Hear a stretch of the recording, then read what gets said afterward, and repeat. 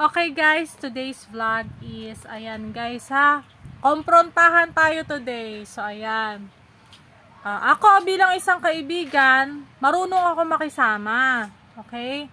Pero kasi, alam mo sa una, pangalawa, tsaka pangatlo, na kahit alam kong may issues sa akin ng isang tao, hinahayaan ko lang yan guys, hinahayaan ko yan, as in talagang wala kang maririnig sa akin ni Hi-Ho na salita.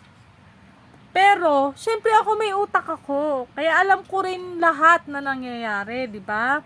So ako bilang isang kaibigan, syempre alam ko rin naman yung totoo at mali. Mali. Di ba? Wala akong pinapanigan, wala akong kinakampihan dito. Diba? Ang sa akin lang kasi, ayaw kong maipit sa sitwasyon na ginagawa ng ibang tao. Okay? Ganito kung may issues kayo sa ibang tao, wag nyo na sanang ikwento sa akin. Dahil wala akong kinalaman dyan, wala akong pake. Diba? Lagi kong sinasabi sa inyo, guys, na kapag may issue kayo sa ibang tao, komprontahin nyo. Hindi yung ikikwento nyo pa sa ibang tao, di ano mangyayari, diba? Oh. So ako naman kasi, umiiwas talaga ako sa issue. Alam mo, since ever talaga, umay ako sa issue. Alam mo kung bakit sinasabi ng ibang tao na marami nag-i-issue sa akin. Kung tutuusin, kung sino pa yung nagsasabi ng taong gano'n na marami, alam mo ba, marami naman nag-i-issue sa iyo eh. Ang dami mong kaaway. Sila yung mismo naninira sa akin. Obviously talaga. So, ayan guys. Mabait naman ako sa mabait, pero alam mo ba yun, ang tahimik ko, nakikisama ako, putrages, di ba? Oh. Anong gagawin? Irarant ako na wala na sa hulog, di ba?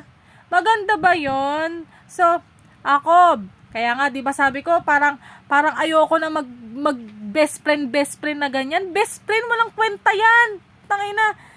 Kaya nga ako, etong taon na to, talagang dinidiscover ko lahat kung sino yung totoong tao sa akin. Kaya lagi ko sinasabi, matibay kung sino talagang totoo, di ba?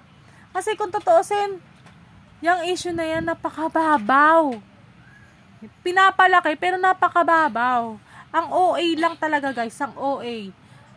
Hindi talaga accurate dun sa mga ano. Kasi, di ba, kilala nyo ako, tahimik lang ako, nakiki-oo ako sa inyo, nakikinig lang naman ako sa kwento nyo, pero putrages, guys, kung gagawa nyo ako ng kwento dyan sa ganyan, wag ako, okay, wag ako, dahil pag once I'm done, tapos na ako sa pagiging magkaibigan, bakit kamo? Wala ako, alam mo sa huli, alam ko na mangyayari, ngayon pa nga lang, dinidiin na ako, di ba? What more pa kaya kung itutuloy ko pa pagiging friend sa tao? Tapos, mas malala pa yung gagawin. Wag na. Nako, hindi na guys. Sobrang dami kong kaibigan. Napakadami kong kaibigan. Kaya, nagbabawas ako. Kung sino na lang yung talak ng talak hanggang sa makitaan ko ng ugali.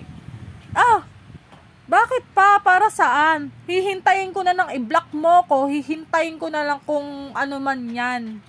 Diba? Bahala kayo. At least ako, masaya ako. Wala akong problema sa buhay ko. Kasi ako lang, choice ko ay choice ko. Choices ko maging masaya, so ginagawa ko maging masaya. Choices kong walang issue, so ginagawa ko lang walang issue. Pero, niraranta ko, binabato ako ng issue na wala akong kinalaman sa putang ina nyong issue. Ha? Okay? So, wag kayo makikipagkaibigan sa akin kung issue lang naman ang gagawin nyo, okay? Wala akong pakailam kasi kung tutusin, masaya ako sa buhay ko. Kahit wala akong kaibigan, puking ina. Sabi ko sa inyo, wala akong pake. Wala akong pake sa mga ano nyo, issue nyo. Kasi nabubuhay lang ako na sa sarili kong desisyon. Wala sa sariling desisyon na ibang tao. Kung tutusin talaga, kaibigan lang yan, kaibigan sa siraan. O, di ba? Tapos ngayon, ako ngayon iraran, puking ina. Ang tanong, kaibigan ba matatawag doon? 'Di ba? Prangka akong tao, sobra. Pero kung kapag ako na yung tatalikod, Diyos ko, sabi ko sa'yo,